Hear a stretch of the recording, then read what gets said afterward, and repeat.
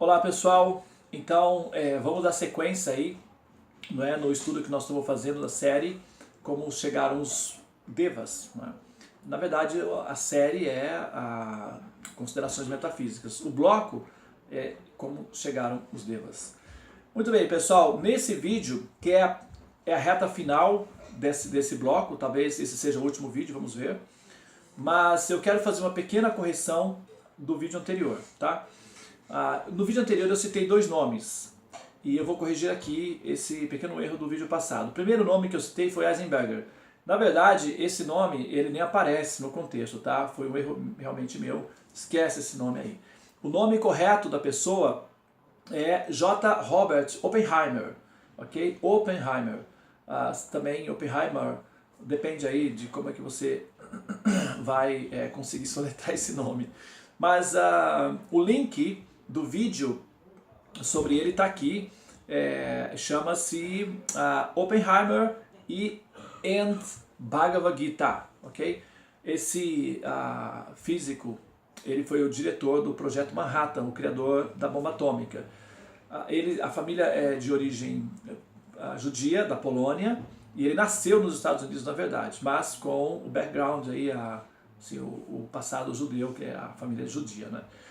Bom, então ele foi o criador da bomba atômica, e quando o teste que foi feito no deserto do Arizona se realizou, então ele deu uma entrevista, e nessa entrevista ele citou aí um texto dos compêndios védicos, que é uma parte do Bhagavad Gita. Ele recitou um texto do Bhagavad Gita e mencionou os Vedas e o programador Vishnu. Ok? Tá lá, o link tá aí, você vai lá dar uma olhadinha, depois você vai ter outros links também comentando sobre o assunto, e você pode explorar daí da maneira como você quiser, tá? Esse foi o nome. Agora, o outro nome foi do cientista físico indiano que foi o originador do conceito de bóson. Chama-se, o nome dele, eu mencionei que talvez fosse Chandra Bose também, mas não. O nome dele, na verdade, é Satyendranath Bose. Satyendranath Bose. E ele, parece que ele tinha uma conexão com Einstein. Em algum momento eles divergiram entre si a respeito da constituição do éter, da possibilidade de o éter ser real ou não, existir ou não. E o éter, o Einstein tomou a posição de que, na verdade, o éter era apenas uma consideração religiosa dos hindus. E o Dr. Satyendranath Bose discordou dessa opinião do Einstein e formulou, então, postulou um teorema em que as partículas que poderiam ser justificadas como sendo éter poderiam ser matematicamente comprovadas e possivelmente poderiam ser identificadas na natureza. Com isso, o Dr. Peter Higgs desenvolveu a teoria, levou assim, a teoria para o campo da demonstração, e foi-se criado então o maior equipamento que o ser humano já conseguiu construir aqui na Terra. É a maior máquina construída pelo ser humano. É o LHC, o Large Hadron Collider, o grande colisor de hadrons, que fica aí entre a Suíça e a França. São 29 quilômetros, é um túnel, como se fosse um metrô embaixo de 29 quilômetros, e essa máquina ela tem a função de, é gigantesca, é muito grande, e tem a função de quebrar pequenas partículas, e nesse processo é que foi encontrado a chamada partícula de Deus, ou a partícula Deus, também conhecida cientificamente como bóson de Higgs. E essa combinação bóson e Higgs, bóson em homenagem ao professor Satyendranath Bose, que deu os primeiros rudimentos teóricos da possibilidade de o éter ser comprovado com os equipamentos atuais que nós temos, e o Dr. Peter Higgs levou então a cabo essa ideia, e ambos conseguiram aí completar a missão, e o nome da partícula que dá que pode ser entendida como éter recebeu o nome de bóson de Higgs. O conceito, o campo de Higgs é o chamado éter. Para justificar isso que eu estou falando, aqui embaixo também tem um link de um documentário, não documentário, mas uma entrevista que o professor Marcelo Grace, um físico muito respeitado, não apenas no Brasil, mas fora do Brasil, nos Estados Unidos inclusive, ele dá uma entrevista no Roda Viva em que os entrevistadores questionam sobre várias questões para ele, e em determinado momento ele assume publicamente, né, o entrevistador inclusive menciona, então, o comentário que o entrevistador faz é o seguinte: então o éter existe? E o Marcelo Grazer admite sim. Nesse sentido, o éter nós admitimos que existe, porque já podemos, inclusive com equipamentos, comprovar a existência do éter. É o campo de Higgs. A linguagem atual é campo de Higgs ou bóson de Higgs. Na linguagem original védica chama-se Akash, ou o éter, por onde a matéria se sustenta, ok? Então tá aí a descrição está toda aí abaixo, você pode ir lá e verificar por si mesmo, tá? Muito bem, pessoal, feita aí as correções que eu deveria fazer, mas os meus pedidos de desculpas, vamos lá dar sequência então para finalizar esse bloco, que é o bloco como chegaram os Vedas. Olha só, eu vou, então, porque como eu vou fazer, a ideia é fechar o bloco, eu vou fazer uma recontextualização rápida do que nós já fizemos até aqui. Nós já verificamos o que são os Vedas, ok? São textos que registram os conhecimentos védicos. Vedas significa conhecimentos, ou conhecimento máximo possível de ser alcançado. Vedas, ok? Também pode ser entendido como a verdade, ou conhecimento último. Como chegaram os Vedas? Como foi que os Vedas apareceram no planeta? Foi uma criação humana? Não. Os indianos não inventaram os Vedas. Os Vedas vieram com os Devas. Os Devas trouxeram os Vedas e introduziram como um sistema de aculturamento em relação ao ser humano. Então é uma cultura dos Devas que foi assimilada pelo ser humano. Assim como, por exemplo, o europeu não é originalmente um judeu, mas devido ao fenômeno de religião, de aculturação religiosa, o europeu assimila então a religião do judeu, através do cristianismo. É uma aculturação religiosa. Isso acontece. Os Vedas são uma aculturação Veda, ou Deva, que foi introduzida para o ser humano com propósitos de justamente de elevar o nível cultural e moral da humanidade. Como os Devas chegaram no planeta? Eles chegaram através daquilo que nós conhecemos como sendo as Vimanas. E eu já expliquei no vídeo anterior o que são as Vimanas. Okay? Dei uma descrição também a respeito da relação que o Hitler tem aí com as Vimanas, ok?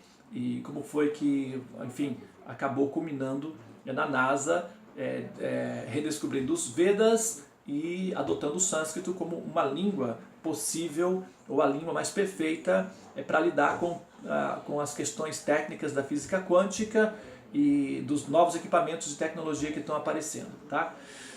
Bom, agora nesse vídeo, feita essa recontextualização, né, o que são os Devas?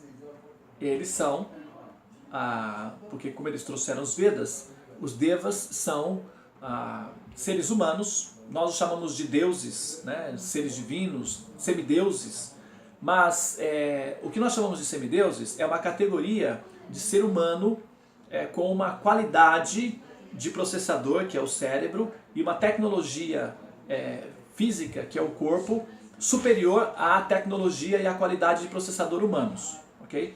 E eles vêm de uma região que fica aí no nível um pouco acima aí na geografia, né, na posição geográfica dentro do universo, e interferem aculturando o ser humano, introduzindo o conhecimento védico, tá? São uma classe superior de seres humanos. Nós os chamamos de semideuses, podemos chamá-los de devas, de anjos, de espíritos elevados, alienígenas, como você queira, tá? Nos Vedas, que é o representante oficial desses seres, eles são chamados de devas, tá? Muito bem. Agora eu vou dar sequência então no meu raciocínio, no meu pensamento, na minha exposição, para fechar o bloco, ok? Eu vou tentar fechar o bloco nesse vídeo. Se não for possível, eu vou abrir um outro vídeo, mas com um vídeo mais curto para me despedir e para dar assim os retoques finais. Mas vamos lá. Nesse vídeo, eu quero dar uma explicação de como os devas, de como eles se aproximam dos seres humanos, como é o sistema, o método de abordagem de aculturação e, claro, também eu vou dar uma explicação de por que isso é benéfico para o ser humano. Qual seria a vantagem para o ser humano dessa interferência que vem de fora, ou seja, desse produto importado, não é? Quais são os benefícios de importar a cultura védica vinda de fora, apesar de que não foi exatamente uma decisão consciente, foi uma aculturação, né? Mas qual é a vantagem dessa aculturação para o ser humano? Vamos ver. Primeiro que a afirmação que eu vou fazer, que eu já fiz no passado e que eu vou reafirmar aqui, para a gente desenrolar essa afirmação, é a de que os devas, eles são pacíficos, eles são mais evoluídos que o ser humano, em termos de moralidade e também em termos de coexistência. Eles são mais pacíficos, eles são altruístas e eles são benéficos para os seres humanos. Agora vamos explicar como é isso, tá? Bom, veja bem, a experiência com o próprio ser humano nos mostra que, na medida em que o ser humano, enquanto grupo, enquanto coletivo, vai evoluindo em termos de moral, em termos da sua moral, as relações entre os seres humanos também vai ficando mais amenizada em termos da agressividade, da violência e da exploração. Por exemplo, acompanhando a história do relacionamento humano entre tribos e grupos, nós vemos que é uma história baseada em guerras de tribos, guerras tribais que depois assume aí uma conotação maior com as formações dos impérios, né, que começam então a lutar entre si pela disputa dos territórios e pela disputa de poder. No processo dessa coexistência de atritos envolvendo guerras por conquistas, todo tipo de violência é cometido e de exploração é cometido, né? E na medida em que essas violências vão sendo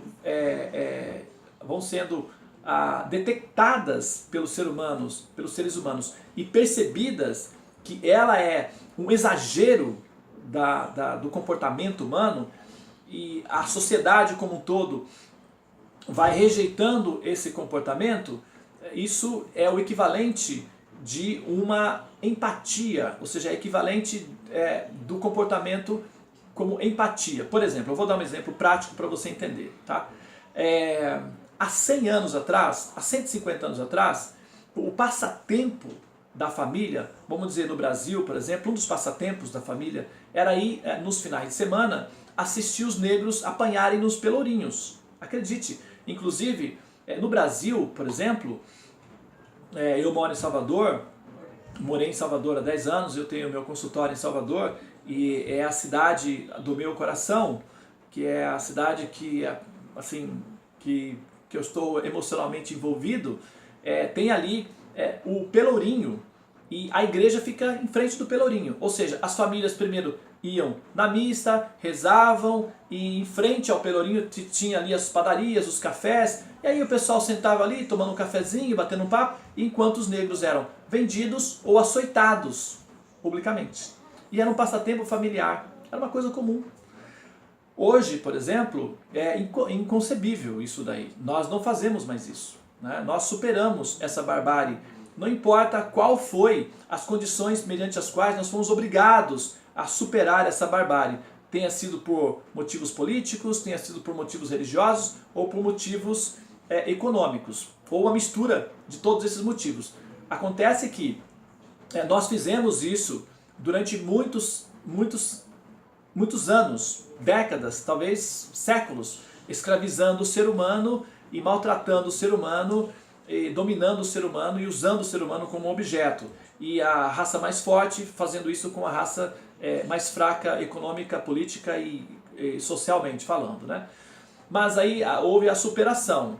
Agora, se a gente voltar um pouco mais atrás, quer dizer, como houve essa superação, houve uma superação moral. Moralmente falando, nenhum ser humano atualmente, nenhum brasileiro atualmente,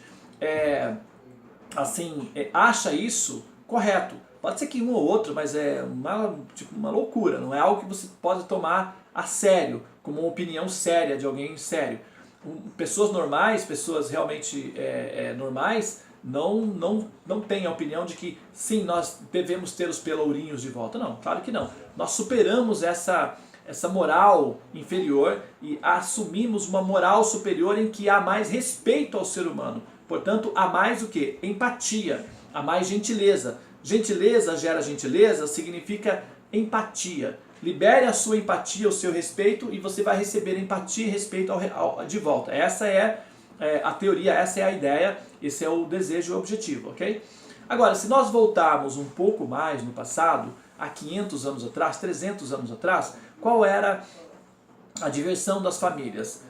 Ir aos parques públicos, assistir as pessoas sendo enforcadas, assistir as pessoas que eram, por exemplo, sei lá, que cometiam pequenos crimes em praça pública, sendo agredidas, humilhadas, maltratadas, enfim. E às vezes, no caso em que se tratava da Inquisição, serem queimadas. Era um passatempo da família. Ia com a família, as crianças, no final de semana assistir as queimações públicas, não é? E isso era normal na época. Isso foi superado. Hoje, por exemplo, já não. Pode ser que em algum lugar ou outro, como o problema lá do ISIS, que são pessoas que são violentas e agressivas, fazem isso publicamente com as pessoas assistindo. Mas isso é um caso isolado. O mundo não vê isso como sendo normal. O mundo não assiste esse comportamento como sendo normal. O mundo condena. Quer dizer que a moral coletiva do grupo como um todo, o ser humano, subiu. E por conta disso, ele já não consegue mais aceitar um comportamento bárbaro como sendo natural. Quando a moral evolui, o comportamento bárbaro fica sendo uma história do comportamento bárbaro do ser humano no passado, mas que agora a coisa mudou. Isso chama-se evolução, evolução moral, evolução ética e chama-se empatia, ok? Há 2000 anos atrás, qual era o passatempo público da família? Ir nos coliseus romanos assistir os seres humanos serem comidos vivos por leões ou se matarem entre si, não é? E tudo isso foi superado. Existe ainda muita loucura, como por exemplo as brincadeiras de matar os animais para assim, divertir os seres humanos, vaquejada, tourada, aqueles jogos que os espanhóis têm de matar os touros. Então, tudo isso ainda vai ficar no passado com o ser humano evoluir em moral, que já existe muita movimentação contra esses tipos de atividades, condenando esse tipo de atividades. Os dinamarqueses matam os golfinhos, os japoneses ainda fazem massacres das baleias e etc. Tudo isso daí vai ser superado com o tempo. E uma das coisas que será superada com o passar do tempo é o hábito do ser humano de comer os animais. Isso vai ser superado. Pode ser que demore um pouco mais, mas isso vai ser superado com o tempo e vai ser como nós observamos, por exemplo, os hábitos que os nossos antepassados tinham de queimar as pessoas vivas por conta das diferenças de religião. Nós entendemos isso como sendo um abuso da humanidade. No futuro, as nossas gerações futuras vão olhar para nós e vão ver que o nosso hábito de comer os animais, claro que vai ser perdoado porque é a questão histórica, não é como nós perdoamos também os nossos antepassados pelo problema histórico que eles viveram, mas nós não aceitamos isso como sendo normal e as gerações futuras não vão aceitar também que o hábito que nós temos de escravizar os animais, dominá-los, escravizá-los, explorá-los, matá-los e finalmente devorá-los vai ser superado, isso com a evolução moral do ser humano, tá? Bom, então o que eu quero dizer com isso? o que eu quero dizer é que na medida em que o ser é mais evoluído, ele fica mais moralmente pacífico. Quanto mais evoluído, mais pacífico o ser humano se torna. Esse processo da ausência de empatia entre as tribos foi um processo histórico de milhares de anos que culminou até aí a Segunda Guerra Mundial. Até a Segunda Guerra Mundial, os países ainda tinham esse espírito de competição entre si de forma agressiva. E o hábito, o procedimento normal era dominar o país, dominar politicamente, usando força, matando as pessoas, retirando as riquezas, saqueando, na verdade, as riquezas, né, do país dominado e, assim, controlando outros países dessa forma. E havia uma corrida nesse sentido. A Alemanha queria fazer isso, os japoneses queriam fazer isso, os russos queriam, os franceses queriam, os belgas, os ingleses, os americanos, enfim, estava todo mundo aí nessa correria em termos de dominar outros e explorar outros. Com o advento da Segunda Guerra Mundial, ficou claro que esse humor ele já não é mais compatível com o ser humano devido à capacidade que o ser humano desenvolveu tecnologicamente para matar o outro.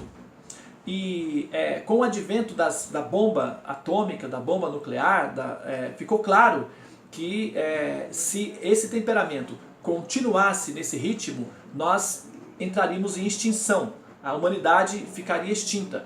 Uma vez foi perguntado para o Einstein, como você acha que será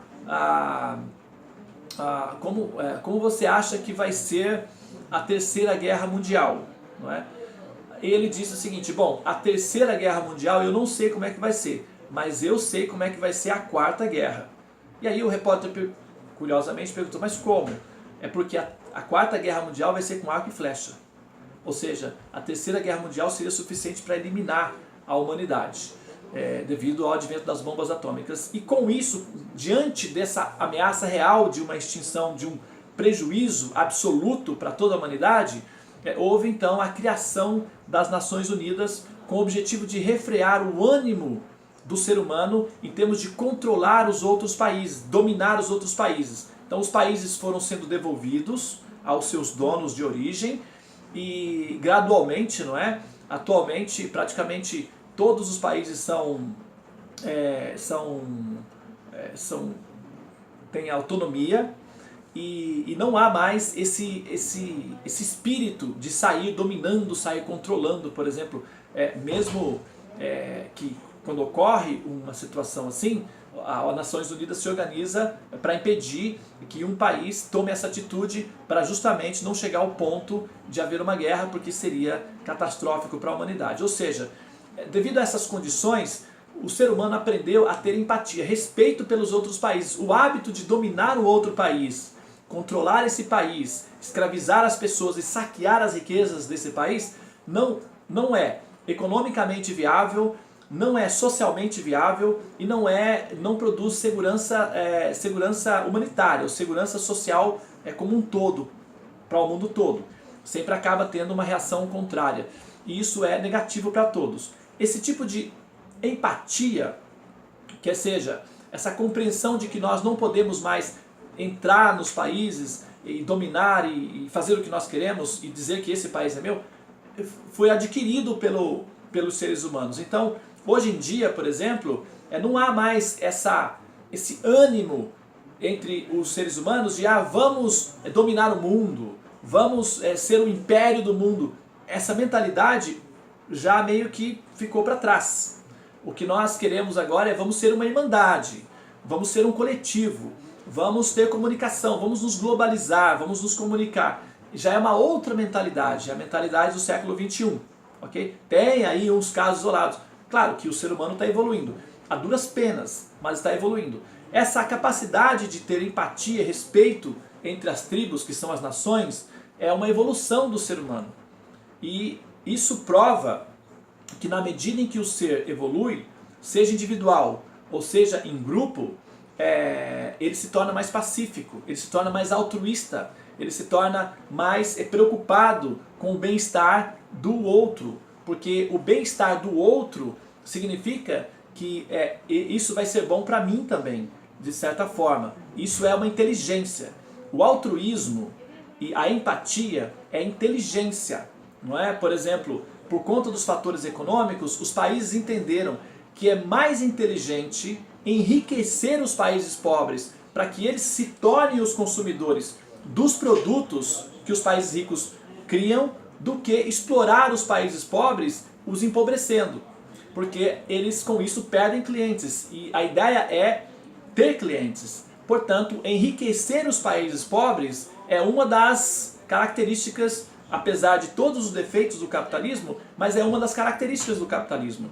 Onde o capitalismo se instala, ele acaba enriquecendo o país. Com as contradições que tem o capitalismo, que se pode criticar, não estou defendendo, eu só estou mencionando uma característica do capitalismo. Onde tem países comunistas, normalmente você tem uma qualidade educacional aí muito boa, mas você tem uma qualidade de vida inferior. Tanto é que os países comunistas estão abandonando o sistema comunista e adotando o método capitalista, porque isso, de certa forma, produz uma maior capacidade de dar acesso às pessoas aos recursos que elas desejam. Apesar de que, com as contradições, com tudo isso que o ser humano vai ter que lidar e vai ter que resolver de alguma forma, tá? Mas, veja bem, o raciocínio aqui não é defender o capitalismo, não estou fazendo isso. Eu estou apenas mencionando uma característica que a empatia prevê que a empatia é uma inteligência emocional que se transforma numa inteligência racional, que chega até a superfície.